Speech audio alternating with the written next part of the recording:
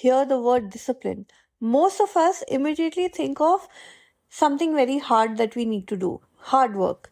Maybe it's waking up early, or following a routine, or pushing through discomfort, or staying focused.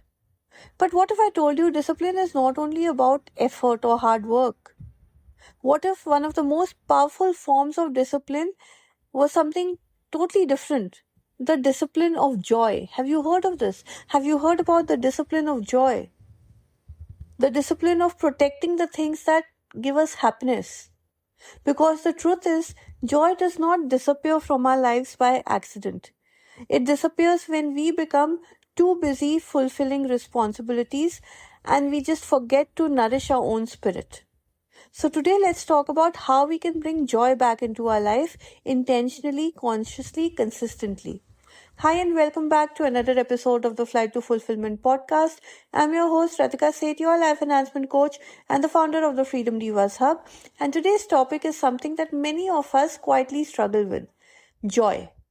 Not because joy does not exist in our life, but because it slowly gets pushed aside between our responsibilities, between expectations, relationships, careers, between our daily pressures, our daily routine.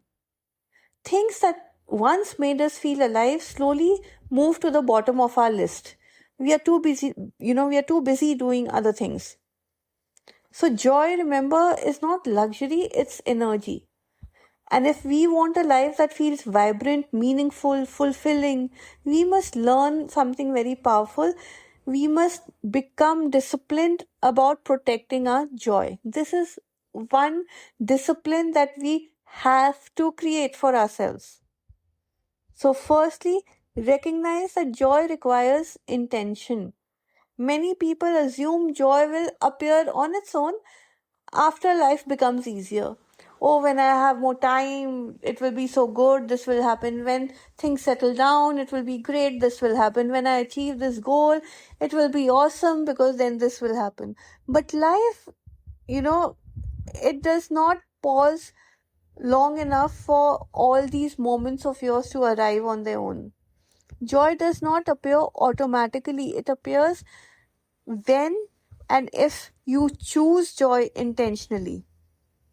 When we consciously create small moments in our day to day living that nourish our spirit, that give us happiness, those small things that we do, whether it's the music we love, the creativity, nature, laughter, meditation, exercise, whatever, or simply a quiet reflection, whenever we create time for things that we love, joy grows. And joy grows more and more when we make space for it. Number two, stop treating joy as a reward that you need to earn. Another reason why joy disappears from our lives is because we treat it as something we must earn. Oh, first I have to work and achieve this, then joy will come. First I have to fulfill this responsibility, then joy will come. First I have to, get done with all my obligations and chores, then joy will come.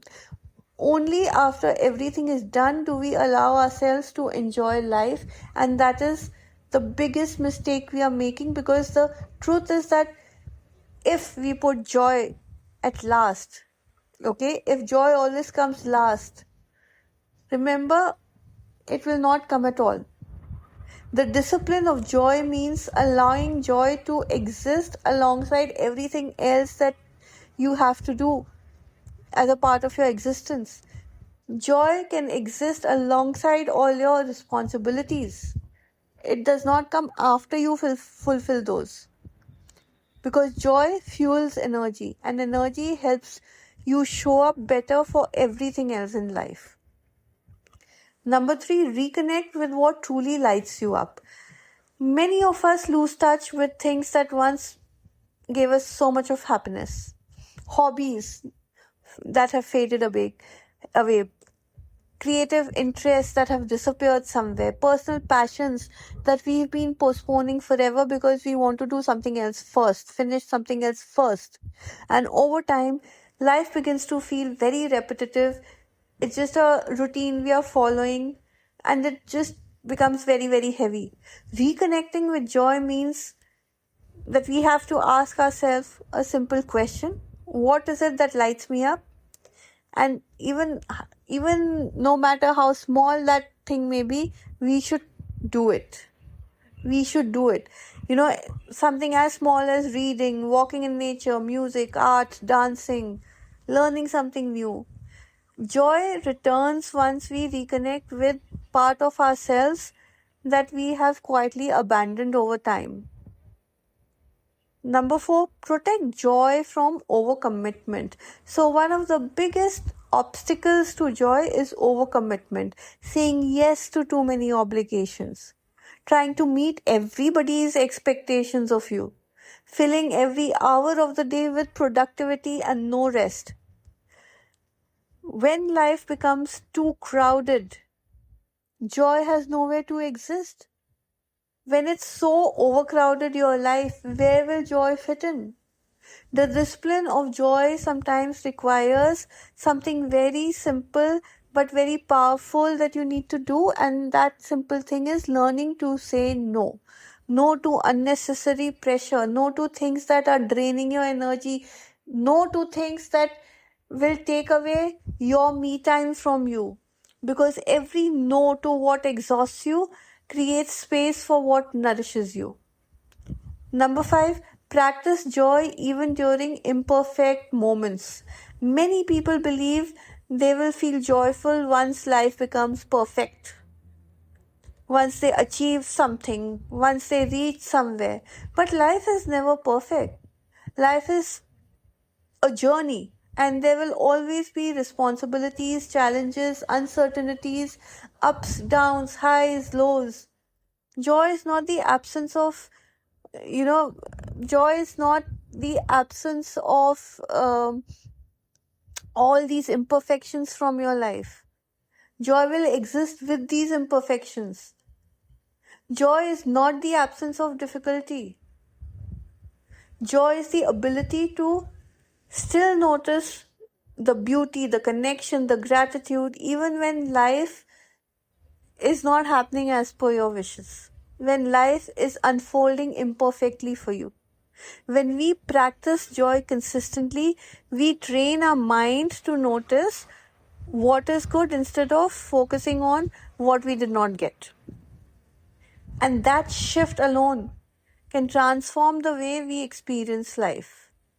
So if this life has been feeling very heavy lately for you, perhaps the answer is not working harder or reaching somewhere or pushing yourself more and more or hustling more. Perhaps the answer is just in remembering something very simple, that your joy is important. Not just occasionally, not just when everything is finished and done with, but as a regular and intentional part of your life. Because when you protect what lights you up, you protect your energy, you protect your creativity, and you protect your emotional well-being. And if conversations like these resonate with you, I invite you to come and join me in my Freedom Divas Hub, where women come together to reconnect with their inner power, reconnect with themselves, and find fulfillment for themselves. So, that's it for today. If today's episode resonated with you, like, comment, share it with somebody who needs to hear this today. And don't forget to subscribe to the Flight to Fulfillment podcast on either YouTube or Substack or Apple or Spotify, wherever you're more comfortable, so that you don't miss out on a single dose of inspiration coming your way. Until next time, this is me, Ratika Seth, your life enhancement coach, signing off for today, but asking you to make space for joy and please do things that light you up. Please inculcate this discipline of joy in your life and see how beautiful life becomes for you. I'll see you the next time. Bye-bye.